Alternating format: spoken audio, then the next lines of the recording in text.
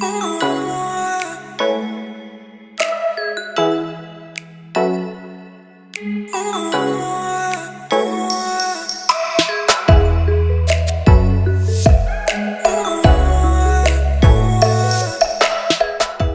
guys, praise Jesus. Welcome back to my channel. If you're new here, I'm Becky. I bring you awesome, fun and timely content on all my platforms, so make sure you like, comment, share, and don't forget to subscribe. So if you're new here, I do sit down videos, and mostly they are about faith, my journey, my testimony. And last Sunday was Mother's Day, and happy belated Mother's Day to everyone that is a mother watching this. We really appreciate you guys. You are amazing. We thank God for you.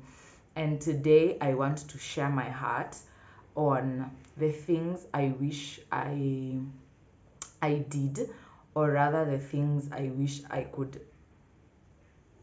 would have done more when my mom was around. And this is not a sad video.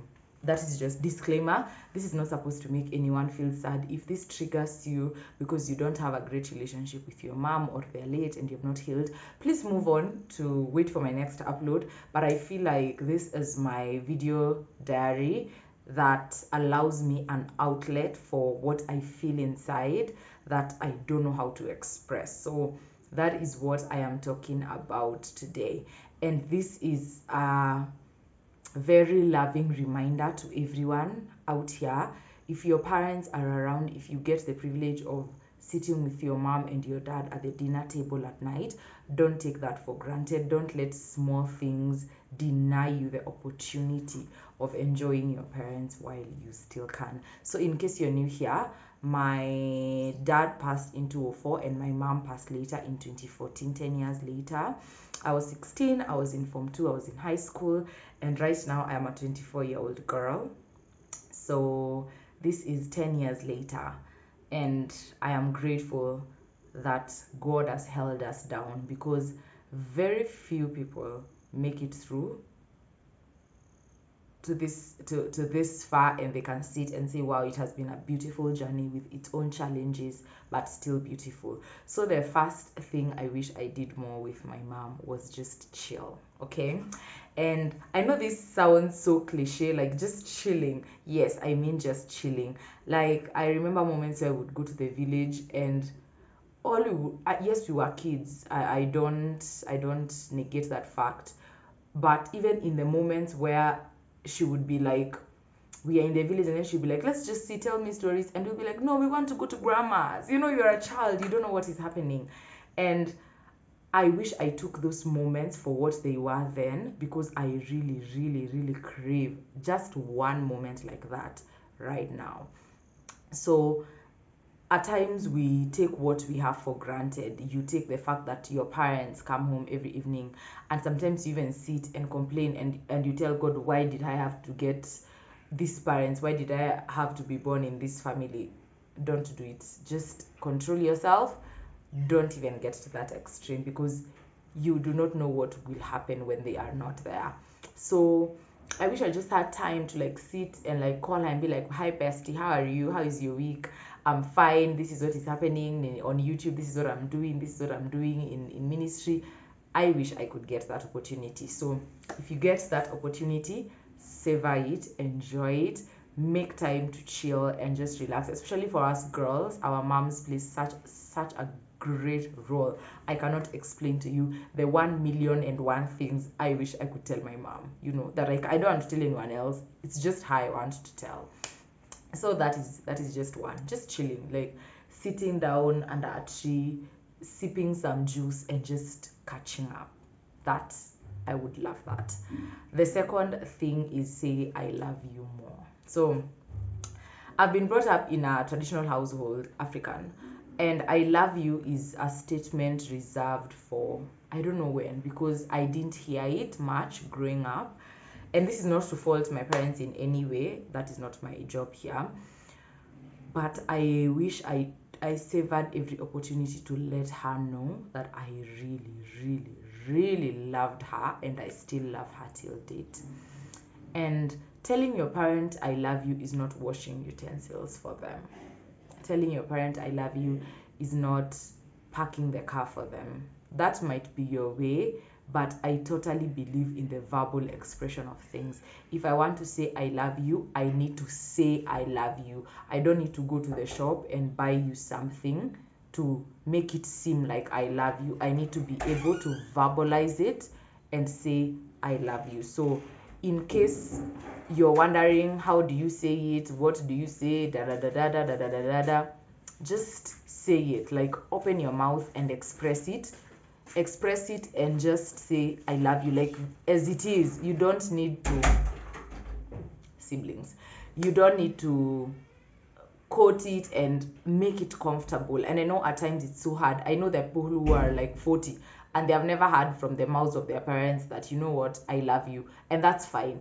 But it is your job to make it comfortable for them to be able to express that, because I understand when they grew up, what they went through, it was not a thing then. Now it's a thing. It might be weird at first, but you can make it comfortable. Be the first one, initiate it. Be like, Mom, you know what, by the way, I love you. Even in a text, like some of you sent Mother's Day messages and you didn't even say I love you. You just say Happy Mother's Day, you're the best mother in the world. That's a beautiful message. But could we just normalize? Could we normalize saying I love you and you're amazing and I miss you? Like, text and be like, Mama, I miss you. Can we meet up this weekend and go for coffee? Can we normalize that? Because that is something I would really, really, really love. And I sit back and I look at the way she brought us up, what she did for us, and everything spells I love you, but I still crave that hearing it from her mouth, I love you. And I still crave saying it from my mouth, I love you. So that's another thing. Just openly, and just even in the most casual of situations, like wake up, you find she has made you breakfast, like, oh, thanks, Mom, I love you. Thank you for making us breakfast. You will be surprised how beautiful and the many things that one statement can change. You get, it would surprise you. Take it from me. Try it and tell me later if it works or it doesn't. So yeah, just saying I love you, hearing her say I love you. I know everything she did spelled I love you, but I still, yeah, I miss that hearing it, just being told I love you, you're special. All right. Number 3. The other thing that I really, really, really wish I could do that I cannot do now in my current situation because she's not here is tell her my secrets. I know this sounds so cliche, but secrets in the sense of telling her there's a boy I like. You get, like, such things, like just telling her, Mom, there's this boy I like. This is he's tall, he's light skinned. Like just telling her he's nice, he treats me nice. Just telling her, by the way, me and so are not friends anymore because I feel like she hurt me. Just telling her, like, just this, it's the smallest of things. My goodness, I catch myself during the day in the smallest of things, just wishing, oh wow, I wish Mama was here, I would tell her this. And it speaks into our relationship with our moms, in their space as our confidants. And I know many of us have not exploited that area of friendship, because I have friends. I have friends, so I know it's tough ground. It is weird and funny at first to tell your mom, oh, there's this boy I like, but that is something I would definitely tell my mom. I know I'm very open. I'm an open book generally when I trust you and when I love you. So that is something I would say. I would be like, this is happening. What do you think? So that's something else, like just to have her in on what is happening in my life right now. Have her in. At times when I journal, I actually journal like I'm talking to her. There are days when I just miss and I'm like, you know what, let me talk to my mama, and I write it down in my journal. So that's something else that I would really, really, really enjoy. How does it feel? Tell me in the comments, how does it feel to sit with your mom and just be like, Mom, there's, Nani at church, like that Nani is my Nini. How does it feel? I don't know. I've never experienced it, because my mom was fire. She was fire. And you have a what? And you've not finished university? My darling, you're doing it wrong. So I didn't get to do that because I was young. I was in like form 2. I had not had a boyfriend then. So anyway, that. The next thing I wish I could tell my mama is just asking for her advice. I could do with my mom is just asking for her input and her advice on so many things. There are situations that I look back and I'm like, oh wow, if I had a voice of reason, then not that I don't have, but in certain situations, there are things I just feel not comfortable telling anyone else. You get, like, there are things that are just reserved for your mom, honestly. Like, let's just agree on that. So there are things that I know would have gone very differently if I was able to tell her, like, you know what, mama, this is happening. What do you think I should do? And there are so many other situations where I'm just like, if mama was here, I would not have done that, because she would not have sat and watched me do that, because it ended up badly.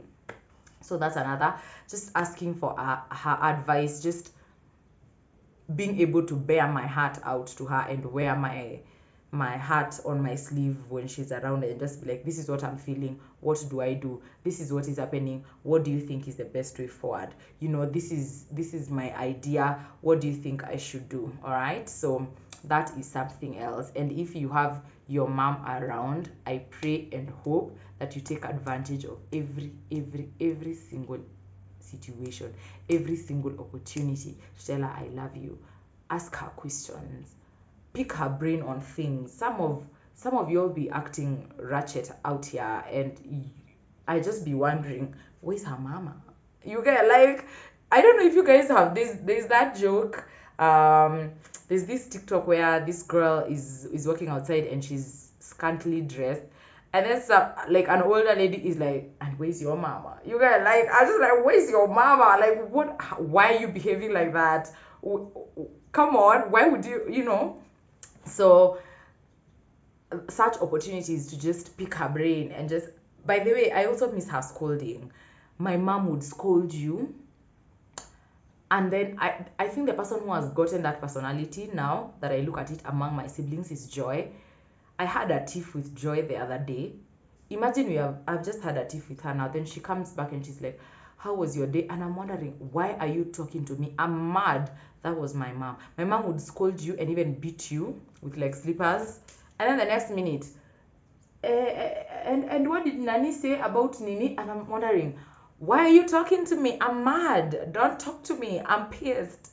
So I think that is another thing I really, really, really miss. The scolding, the slippers chapoing. I don't miss that. She would beat us with.